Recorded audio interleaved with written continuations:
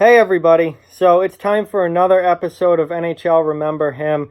This is the 20th episode of this series, so we've done quite a few players so far. But today we're going to talk about a Nashville Predators legend, David Legwand. David Legwand spent a large majority of his career in Nashville with the Predators. Overall, put together a very, very solid NHL career. When I play NHL 2004 on my PS2 and I start a dynasty mode or a franchise mode, I want David Legwand as my second line center. He's a great player in that game, and he was a great player for a long time in the NHL. 17 seasons, 14 and a half of those spent with the Predators, and a very, very solid NHL career. So Legwand played 1,136 games in the NHL, scoring 228 goals, 390 assists for 618 career points. On top of that, he played 55 playoff games, scoring 13 goals and 15 assists for 28 playoff points. He was drafted second overall in the first round by Nashville in 1998. And offensively, he never really grew into that massive point producer that you would expect for a second overall pick to turn into. But he had a very long, solid career as a middle of the lineup, second or third line center type guy. Not the huge offensive numbers, but a solid, 40 to 50 point guy year in and year out. Actually, he only had two 20-goal seasons throughout his entire career. But he spent most of his time in that 40 to 50 point range. So he was a good guy to have as a second line center, a third line center, but never that first line elite talent. Still, despite not maybe becoming the offensive player that you would expect from a second overall pick, he was certainly still valuable enough for Nashville to keep around because they did for almost 15 full seasons. Legwand was an extremely well-respected player, a very good leader, a well-liked guy, a great locker room guy, and that's why he stuck around as long as he did. Even though the offensive production may not have been there at all times, he was just such a great guy to have in the locker room, a great leader, a great mentor for the younger players to look up to, especially later in his career. He brought a lot to the table as a middle of the lineup type guy. He played with Nashville, like I've been saying, from the time he was drafted in 1998 all the way until the 2013-14 season. The 2013-14 season, he split between Nashville and Detroit. He was traded to Detroit as a deadline deal. The next year, 2014-15, he spent 1 year in Ottawa and played for them for a season. And then his last season in the NHL was 2015-2016. He spent with the Buffalo Sabres on a god-awful Buffalo team. Not a great way to go out for Legwand, who certainly deserved better.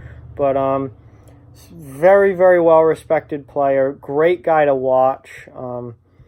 Just a hard-working, just do your job type of guy. Not a flashy player, not a player who's going to go out and score a ton of goals and rake up a ton of points, but he was going to go in as your second or third line center. He was going to do his job. He was going to play responsible defensively. He was going to chip in offensively when he could, and just a great guy to have as a secondary scorer, as a middle of the lineup, second, third line type guy. And I remember him through most of his career. I certainly remember him in Nashville when Nashville started to get good in the mid to late 2000s, and he was on some pretty good teams then. I certainly remember him eventually getting traded to Detroit.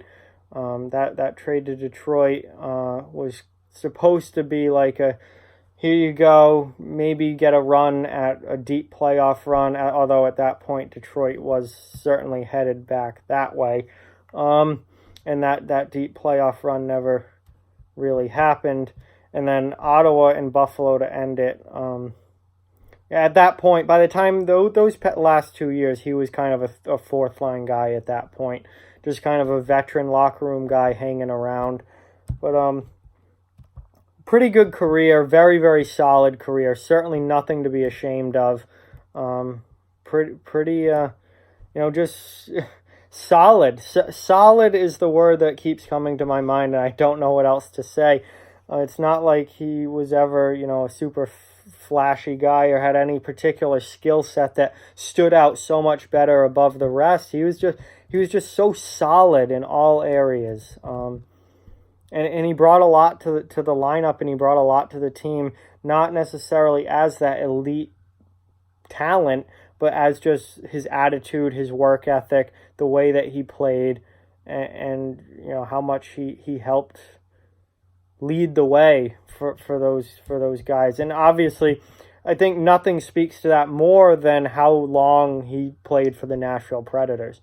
I mean, he is a legend down in Nashville, and anyone who plays 15 years or almost 15 years with a team should be. And there's a reason the Predators kept him around that long.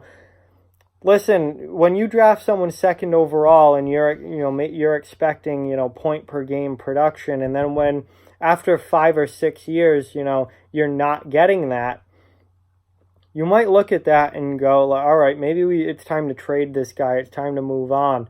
Nashville didn't do that, despite him consistently having, look at his first few years in the league here. First year, 28 points. Second year, 41 points. All right, improvement. Next year, 30 points, but he missed a lot of time. Year after that, 48 points, 47 points. So at this point, he's going to be a 40 to 50 point guy probably. They could have traded him at that point after those first 4 or 5 seasons, but they didn't, because they valued more than just the point production. They valued the other intangibles, the other things that he brought to the table. And he ended up playing in Nashville for another, almost 10 years, even beyond that. So he had a lot of staying power. He was a great guy to have in your locker room, a great guy to have on the team, and could really help provide value from the middle of the lineup type role. So David Legwand, 17 years in the NHL, great career, really, really solid across the board, and never spectacular numbers, never a superstar player, just a really solid second or third line guy.